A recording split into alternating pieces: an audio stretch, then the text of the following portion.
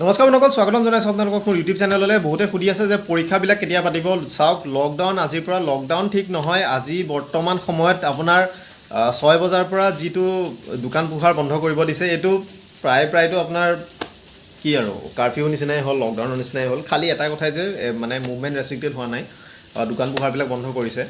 কিন্তু detail SOP যিখিনি আছে তাতে আমি দেখিছোঁ যে আপোনাৰ অফিচবিলাকত গভৰ্ণমেণ্ট হওক বা প্ৰাইভেট হওক, তাত 50% মানুহলৈ কাম কৰিবলৈ দিছে। যিসকলৰ 5 বছৰীয়া তলৰ ল'ৰা ছোৱালী আছে বা যিসকল প্ৰেগনেণ্ট হয় তেওঁলোকক ঘৰত থাকিবলৈ দিছে, বা এল্ডাৰলি মানুহখিনি ওলাবলৈ মানা কৰিছে। ঘৰৰ ডমেষ্টিক হেল্পখিনিৰ ক্ষেত্ৰত কিছুমান SOP দিছে, আগৰ যিখিনি SDM পৰা দিছিলে। তো তেনেধৰণৰ বহুতখিনি বস্তু আছে। তো এতিয়া কথা হৈছে যে স্কুল কলেজখিনিতো আপোনালোকে গম পাইছে, স্কুলখিনি আপোনাৰ মানে লোৱাৰ প্ৰাইমেৰীখিনি বন্ধ কৰিছে। আপাৰ প্ৰাইমেৰীখিনি তেওঁলোকে 50% ডেইলি এটেণ্ডেঞ্চ ৰাখিব দিছে। তাৰ ওপৰ ল'ৰা ছোৱালী আহিবলৈ মানা কৰিছে। এছেম্বলি বন্ধ কৰিছে, মৰ্ণিং এছেম্বলি, স্পেচিয়েল এছেম্বলি, এই বস্তুবিলাক বন্ধ কৰিছে। ডিব্ৰুগড় ইউনিভাৰ্চিটিৰ PG পৰীক্ষা মানে পিছুৱাই দিছে। গুৱাহাটী ইউনিভাৰ্চিটিৰ PG পৰীক্ষা বৰ্তমান মানে পষ্টপন কৰা হৈছে। তেনেধৰণৰ বস্তু। তো এতিয়া কথাটো কি হৈছে যে বহুতে সুধি আছে যে গভৰ্ণমেণ্টৰ যিখিনি পৰীক্ষা আছিলে সেইবিলাক কি হ'ব। গভৰ্ণমেণ্টৰ পৰীক্ষা মানে কি? এতিয়া ছেক্ৰেটেৰিয়েটৰ ৰিজাল্ট দিয়া নাই। ছেক্ৰেটেৰিয়েটৰ ৰিজাল্ট যদি ইলেকশ্যনৰ পাছত যদি দিয়ে তেতিয়া কি হ'ব, বা যিখিনি আমাৰ এগ্ৰিকালচাৰৰ যিটো আমাৰ হৈ গ'ল, এপ্লাই হৈ গ'ল, সেইখিনি কি হ'ব, বা মণ্ডলৰ যিখিনি RCCCৰ ভাইবা হ'বলগীয়া আছিলে সেইখিনি কি হ'ব, বা তেনেধৰণৰ যিমানখিনি পৰীক্ষা আছিলে সেইখিনি কি হ'ব। ত' সেইখিনিৰ লগতে আপোনালোকৰ যিখিনি কাউন্সিল আছে, আমাৰ এছএক অৰ্থাৎ হায়াৰ ছেকেণ্ডেৰী এডুকেশ্যন কাউন্সিলৰ আপোনাৰ ভাইবা আছিলে। তো এইবিলাক কি হ'ব? চাওক, এইবিলাকৰ ক্ষেত্ৰত এটা কথা ক'ব পাৰি, ডিটেইলছ যেতিয়ালৈকে গাইডলাইন তেওঁলোকৰ ডিপাৰ্টমেণ্টৰ ফালৰ পৰা নাহে সেইটো ক'ব পৰা নাযাব যে বস্তুটো বন্ধ কৰিব নে বস্তুটো পাতিব। তো এইটো যিহেতু 6টা বজাতে আপোনালোকে দেখিছে, 6টা বজাতে আপোনালোকৰ গোটেইবিলাক বস্তু বন্ধ কৰিছে। চ' এনে ক্ষেত্ৰত এই বস্তুবিলাক যে এতিয়া পাতিব পাৰিব সেইটো এটা ডাঙৰ মানে বিগ সন্দেহ আৰু এতিয়া।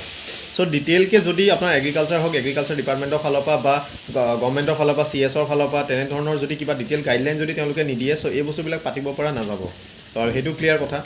আৰু যিটো হিচাপত গৈ আছে, দিল্লীত লকডাউন দিলে, ছত্তীশগড়ত লকডাউন দিলে, লগতে এইটো কোৱা হৈছে যে মহাৰাষ্ট্ৰত কালিৰ পৰা লকডাউন দিয়া হ'ব, কালি ৰাতি 8 বজাৰ পৰা লকডাউন দিয়া হ'ব। ইতিমধ্যে সেইটোৰ কথা বতৰা হৈ গৈছে। সেইটো কিন্তু ডিটেইলকৈ এতিয়ালৈকে মানে অফিচিয়েল অৰ্ডাৰ ওলোৱা নাই, কিন্তু তথাপি কোৱা হৈছে যে কাইলৈ মহাৰাষ্ট্ৰতো লকডাউন হ'ব। চ' ফেজ ৱাইজ প্ৰত্যেকখন ষ্টেটতে লকডাউন চলি আহি আছে। চ' সেই বস্তুটো আমি ভাবিব পাৰোঁ যে অসমতো লকডাউন দিয়াৰ চান্সেছ আছে, যদিহে কেছেছ আপোনালোকৰ বহুত বাঢ়ে। এতিয়া ইমান বেছি হোৱা নাই, আপোনাৰ 1600 ছামথিং কেছেছ আছে অসমত। তো এই কেছেছখিনি যদি বহুত বেছিকৈ বাঢ়ি যায় তেতিয়া ডেফিনেটলি লকডাউনৰ নিচিনা এটা প্ৰচেছ আকৌ আহিব। আৰু সেই বস্তুটো যদি আহে তেতিয়া যোৱাবাৰ কি হৈছিলে সেই বস্তুটো আপোনালোকে ভাবক। বৰ্তমান সময়ত যিহেতু কেছ আপোনাৰ বহুত স্পাইক কৰি আছে, চ' আগৰ নিচিনা ডিটেইল SOP আকৌ এতিয়া আহিছে। চাওক, যোৱা বছৰ যিখিনি বস্তু তেওঁলোকে কৰিছিলে, 50% এমপ্লয়ী লওক, বা 6টা বজাত বন্ধ কৰি দিয়ে, বা ধৰি লওক গাড়ীত আপোনাৰ 2টা মানুহৰ ওপৰত যাব নোৱাৰে, বা যিবিলাক বাছ আছে সেইবিলাকত আপোনালোকৰ মানে 50% কেপাচিটি লৈ চলিব লাগিব, সেই বস্তুখিনি আকৌ আহিছে। চ' লকডাউন যে নিদিব তাৰ কোনো মানে নাই, যদিহে কেছ এনেকৈ বাঢ়ি থাকে।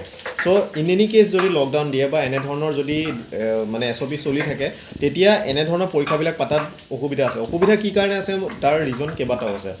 প্ৰথম কথাটো হৈছে আপোনালোকৰ মেন পাৱাৰ কম আছে, কিয়নো চাওক অফিচিয়েলখিনি নাই। অফিচিয়েলখিনি ঘৰৰ পৰা ৱৰ্ক ফ্ৰম হোম দিছে আৰু 50% অফিচিয়েললৈ কাম চলি আছে, এক্সেপ্ট আপোনাৰ ইলেকশ্যন আৰু ইমাৰ্জেঞ্চি বা এচেঞ্চিয়েল ছাৰ্ভিচখিনি।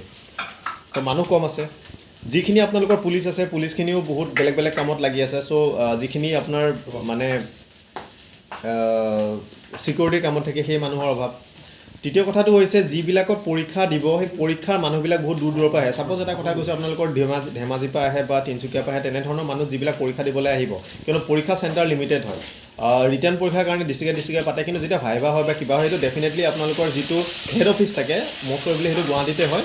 সেই বস্তুবিলাকত আপোনালোকৰ বাহিৰৰ পৰা মানুহ অহাটো প্ৰব্লেম হয়। চ' সেই বস্তুটো এটা ফেক্টৰ হ'ব পাৰে। লগতে আপোনালোকৰ যদি টোটেল লকডাউন দি দিয়ে তেতিয়াতো আৰু ইয়াৰ কোনো কথাই নাহে।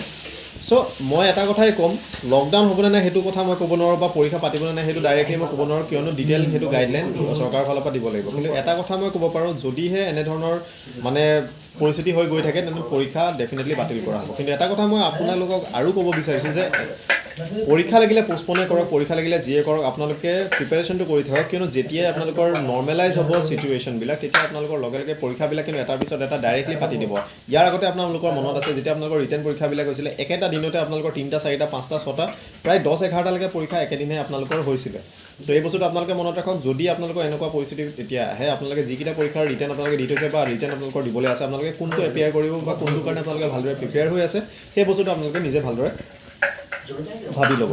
চ' ইয়াকে কৈছোঁ আপোনালোকে ভালদৰে প্ৰিপেৰেশ্যন কৰি থাকক আপোনালোকে ডেট লৈ পেলাই আপোনালোকে খেলি মেলি কৰি নাথাকক যদি ডেট যেতিয়া আপোনালোকৰ ডিক্লেয়াৰ কৰি দিয়ে তেতিয়া আপোনালোকে যাতে দিব পাৰে সেই বস্তুটো আপোনালোকে ভালকৈ মনত ৰাখক চ' বাৰে বাৰে মোক এইটো কথা বহুতেই সুধিয়ে আছে যে পৰীক্ষা কেতিয়া হ'ব বা পৰীক্ষা পাতিব নে নাই চ' সেই বস্তুটোকে মই আকৌ ক'লোৱে কিন্তু মই আকৌ কৈছোঁ যে আপোনালোকে সেই বস্তুটো ইমান গুৰুত্ব দি নাথাকিব পৰীক্ষা যেতিয়াই হওক আপোনালোকে যিহেতু এপ্লাই কৰি থৈছে আপোনালোকৰ এজ যদিও গুচি যায় তেতিয়াও আপোনালোকে পৰীক্ষা দিব পাৰিব সেইটো এটা অপশ্যন থাকে এপ্লাই কৰা দিনটোতহে আপোনালোকৰ বয়সটো মানে কেলকুলেট কৰে চ' আপোনালোকৰ যদি বয়স গুচি যায় তেতিয়াও আপোনালোকে পৰীক্ষা দিব পাৰিব চ' সেইটো লৈ পেলাই আপোনালোকৰ কোনো অসুবিধা নাই খালি আপোনালোকে প্ৰিপেৰেশ্যন কৰি থাকক যেতিয়াই এই বস্তুবিলাক চিটুৱেশ্যন নৰ্মেলাইজ হ'ব যেতিয়াই এই লকডাউন হওক বা এই SOP-বিলাক যেতিয়াই ৰিভাৰ্ছ হ'ব বা ৰিভাৰ্ট হ'ব তেতিয়া আপোনালোকৰ লগে লগে পৰীক্ষা এইবিলাক অনুষ্ঠিত কৰা হ'ব ত' ইয়াকে কওঁ প্ৰিপেৰেশ্যন কৰি থাকক এই বস্তুবিলাক লৈ পেলাই ডিম'টিভেট বা ডিম'ৰেলাইজ নহ'ব চ' ইয়াকে কৈ পেলাই ভিডিঅ'টো ইমানতে সামৰণি মাৰিছোঁ খালি কথাটো আকৌ কওঁ যে এই বস্তুবিলাক যদি আপোনালোকৰ কোনোবা মানুহ যদি লগৰো হওক বা ডিপ্ৰেছ হৈ আছে এই কথাবিলাক আপোনালোকে জনাব চ' ইমানেই কৈ পেলাই ভিডিঅ' ইমানতে সামৰণি মাৰিছোঁ খালি মাস্ক পিন্ধি থাকিব 6 ফিট ডিষ্টেঞ্চ মেইনটেইন কৰিব